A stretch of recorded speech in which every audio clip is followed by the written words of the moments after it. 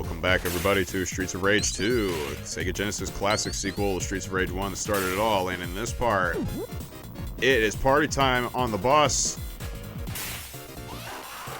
Actually, wait. The vehicle is in motion. I don't think I ever registered that. So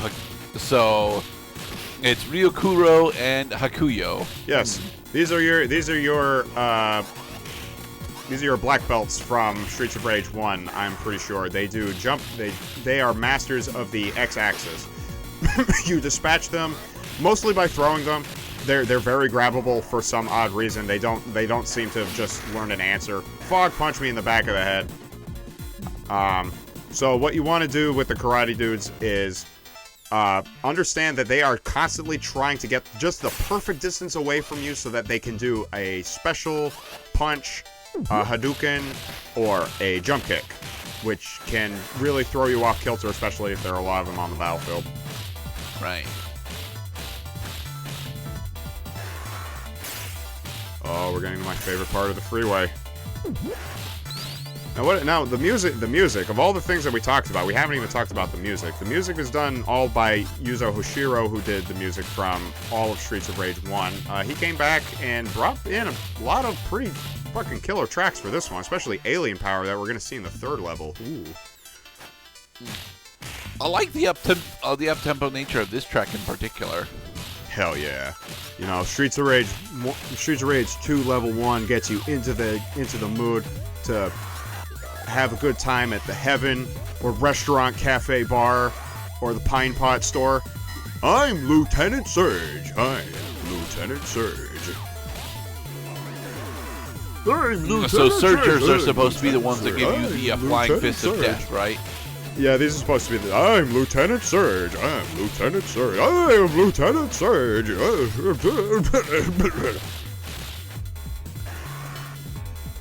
So what difficulty are you guys playing this on this run? This is normal mode.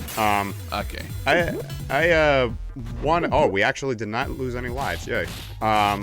I really wanted to do a hardest mode run of this game. Mike and I tried. We made it almost to the end of the game, but then around the same time Streets of Rage 4 came out, and we decided that we didn't want to play this game when a much superior game in the same genre is already available. We'll be playing as normal mode. Normal mode, it took us a little longer to get... This game is a good medium between Streets of Rage 1 and 3. It took us more time to do Streets of Rage 1 than this game, but it took us less time to do this game than its sequel, Streets of Rage 3, the hardest of them all. Okay. We probably put about 7 hours into this game versus the fucking, like 40 man-hours that we put into Streets of Rage 3. This guy is trying to show off that Jet is actually a usable power in Kirby Superstar. Yeah. He is wrong, sadly. Jet mostly wants to utilize on confusion. His AI is very exploitable. When you're looking at him and you're on the other side of the field, he wants to rocket fist. He wants to rocket punch you. When he rocket punches, you jump kick. Do not let him grab you. His grab is his most powerful attack, and it will make you feel like a dumbass. But he also has the dive kick. He also has dive kick, and that's the grab attack. Yeah, do not let him grab you. He will deal. It's like a quarter of your health. It's like 40%. It hurts a lot. So again, it's not 40%. So we haven't quite learned the lessons from Streets of Rage 3. Jesus Christ, Michael. So what you do is you both get on the same side of the screen, look him down the field, and just get him to kick. Thank you, Blaze, for getting the reverse kick. Stage 2 clear. Stage 2 clear. Stage 3, go. And we will actually be getting to the end of Stage 3.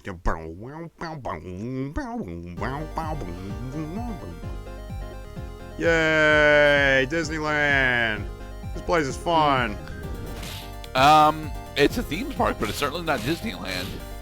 When you Disneyland wish would not be this upon open. A star, we'll break windows on your car. You don't have a ticket here. So go away.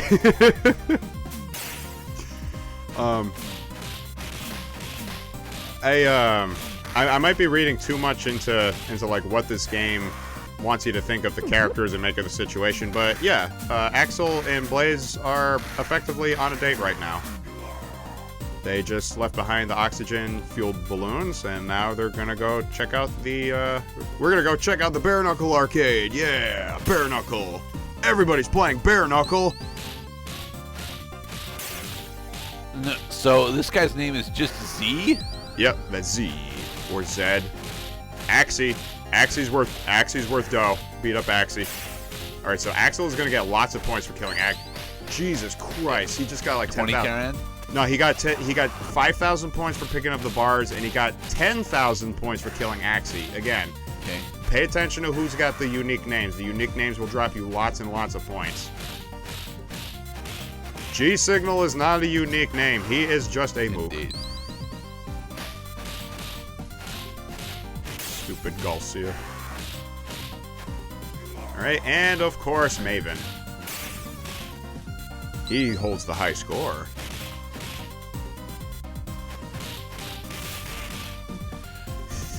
So are you actually a fan of Bare Knuckle 2? Well, yeah, dude. I'm playing Bare Knuckle 2 right now. Oh. Yeah, Bare Knuckle is the Japanese translation of what became Streets of Rage in North America. It's actually literally translated to Bare Knuckle in Japanese. Okay, so how do we transition from an arcade to a pirate ship? Because we are at an amusement park. And it does not... But it doesn't make sense to have the pirate ship attraction right next to the arcade. Well, Gerda, the arrow clearly points. The flow goes this way. Also, try not to get tripped up by the foreground elements. They are doing that on purpose. Ropes. Well, it's to show off that we actually can do these limited foreground elements and not have it impede your impede you. All right, now we found the whiskey and bourbon barrels. We'll break open some stout, grab a glass, and have a few ones. I'm sorry. Did you want Hadouken? Did you want more Hadouken in your coffee? See, this clearly can't be Disneyland. Disneyland doesn't have beer at it. Pirates are this way. Yo ho ho. This is not the same swinging ship attraction that I was promised, Mr. Cloud. Wait, it's I think no, that's right. This ship is just completely static right now. That's funny. I tell you what, the reason why we're on a pirate ship is because there are some surround sound speakers hooked up to the main central stereo system and radio, so we can hear some kick-ass music while we beat up some dudes and now ninjas. Kusanagi and Hanzo. He's got a Hanzo sword? They all fell under her Hanzo sword. He made one for her. Didn't he swear a blood oath to never play Streets of Rage 2 ever again? It would appear that he has broken it. The ship is not actually moving. The background is just moving on a conveyor belt. Anyway, we're back outside. That is the end of the pirate roller coaster. This level has a lot of transitions. It does. It does not necessarily make it more difficult, though. This is a difficulty spike, though. Now you have to take on 2 mini-bosses at once. So, spam the Hadouken at Jack? Loose Lisa and Pino. Sorry, Pino. Alright, he's done. He's done. Just beat him up. Get your punches in there. Just punch the fucking shit out of him. Yeah. Yeah. Massive damage. Massive damage. Fuck him up. Yay! Looks like there'd be no problems. I see what you did there. We have made it to the Alien vs. Predator exhibit. E.T. get bone.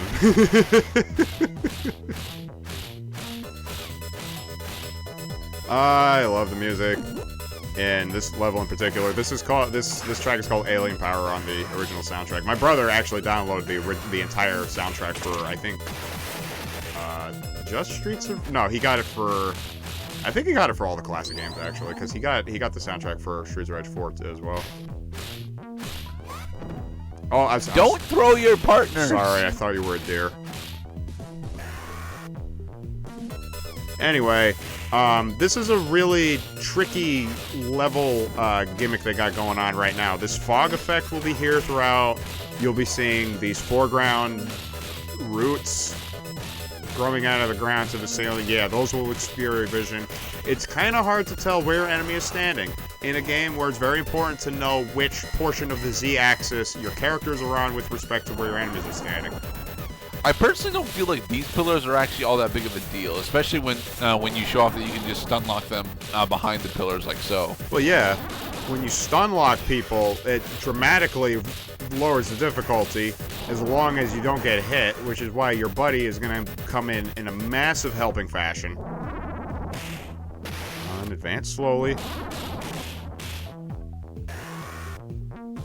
Many a run on the maxed out difficulty setting had to be rerun on this stage. Yay. You can use explosives to hurt your enemies. Or yourself, because explosives do not care about your allegiances. They know you didn't pay for their tax write-offs.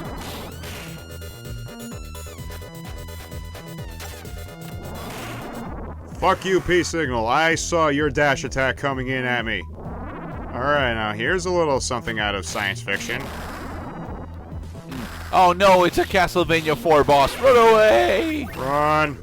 Run. So the way you want to fight Valhalla here, the way you want to fight this guy is try to stand on the same side of the screen and oh boy. Or do we just? Oh yeah, we just fucking wreck him right here. Nope, no. Yeah, you play Pong with him. He got one more cheap shot. Okay, so that's fine on normal difficulty. Good luck doing that on the maxed out difficulty when he hits that much harder. Because it's really hard to tell where his head is. Is he in the foreground or is he in the background? Is his neck an object or is it a distraction? Should I try punching or should I try jump kicking? Is he going to move slow or is he going to move fast? Yeah, they come up with a lot of weird enemy concepts starting in this game. I think Vehelitz was probably the weirdest enemy we have encountered yet. It's not that weird if you played Contra. If you played Contra or any other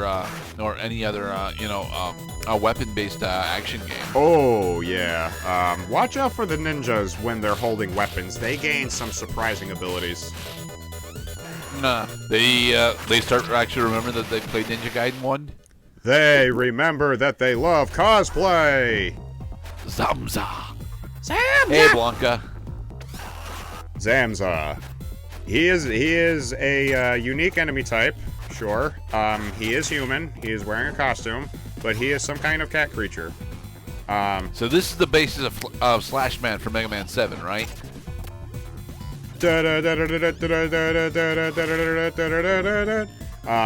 So observe that Blaze actually knocked him out of the air with special. Use your specials. Use your jump kicks. If he gets ping pong him. Ping pong him. He's blocking, but he's still taking damage. All right, special. You missed. Thank you, Axel, for the finishing blow. Zamza's not that bad. He is tricky, but you will fight him in later palette swaps where he will get tougher. Right. The best thing to do, the most important thing, is to know where he is with respect to the Z dimension. Z.